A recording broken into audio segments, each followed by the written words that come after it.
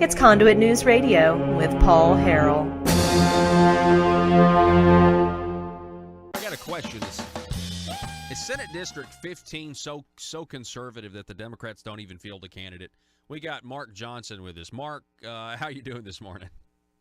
I'm doing great, and as you said, I don't have an opponent this fall, so I'm looking forward to being senator-elect tomorrow. Yeah, absolutely.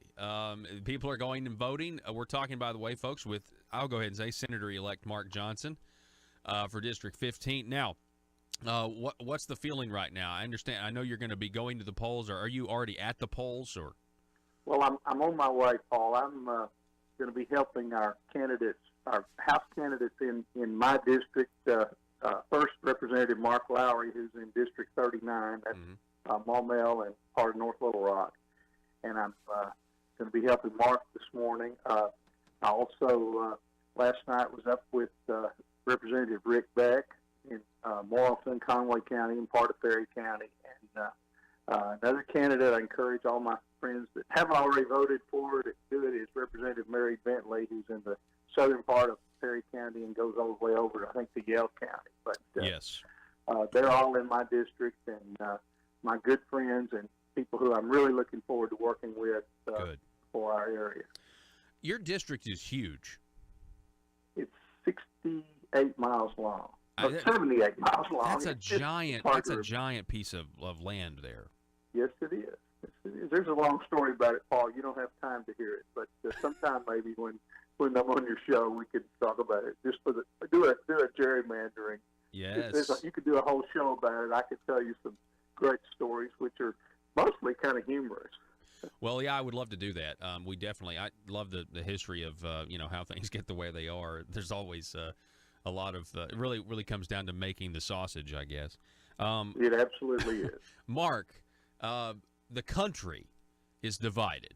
There are clearly two directions. People can choose one direction or another direction. I don't know if it's ever been this stark of a contrast, but I'm only 34 years old, so correct me if I'm wrong. Well, I've never seen it in this manner and with the shrill attitude. And frankly, there's even a little bit of it on our side because a lot of good folks on our side are reacting to the shall we say, provocativeness of the left. When people have lost all civility, then you're going to see some of the things that happen, and there's going to be a reaction to it.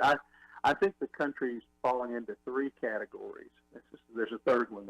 There are good conservative people that are pragmatic, and they see the job that President Trump is doing in the direction of following a real philosophy and not just giving lip service to it, and even in many cases, being a little belligerent about it. And his style, if you want to call it that, is not the style that I would normally choose. But the fact is that the left is not used to someone that if they punch him, turns around and punches them back. And then there are people on our side that, like myself, who did not originally count myself as a supporter of President Trump. Actually, my wife was from day one, but the woman behind the man, everybody, the woman behind the man. That's right, exactly. And people know my wife, know that she's strong, and she just saw him as someone who could make the real changes. And of course, as usual, she turned out to be correct. But in this case, there are also people like me, and maybe even you to some extent, maybe voted for a different candidate in the primaries, yes, but were at least pleasantly surprised, if not overwhelmingly thrilled at the job that President Trump has done. But then there's this group, and of course there's the left, and they're moving further over. Who would have ever thought that calling yourself a socialist would help you almost get elected president like Bernie Sanders? But that's the world we're in now. But there's this group, and I just call them the Never-Trumpers, but most of them are conservatives who just either cannot handle the president's personality, which, let's face it, he's a New Yorker, he's a little different, and those that maybe differ with him on some minor things, and their visceral hatred is almost as bad as that of those on the far left. I agree. And so that's kind of how I see it breaking down.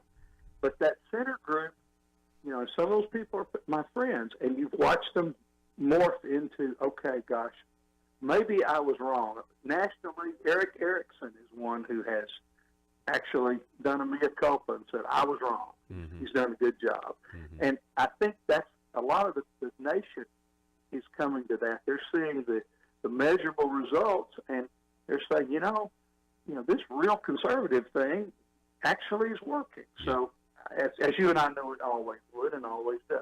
Yeah. Yeah, I think you're right. We're about out of time, but I really like how you used the word pragmatic, because in the past it has been used to actually compromise and just give lip service to these popular ideas with the Republican voter.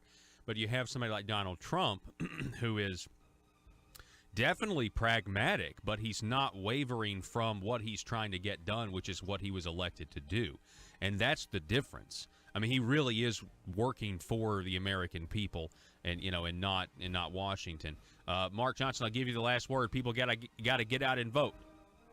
Absolutely, Paul. This is a critical election, and especially in our 2nd district, please go out and vote for Congressman French Hill. It might be the most important vote.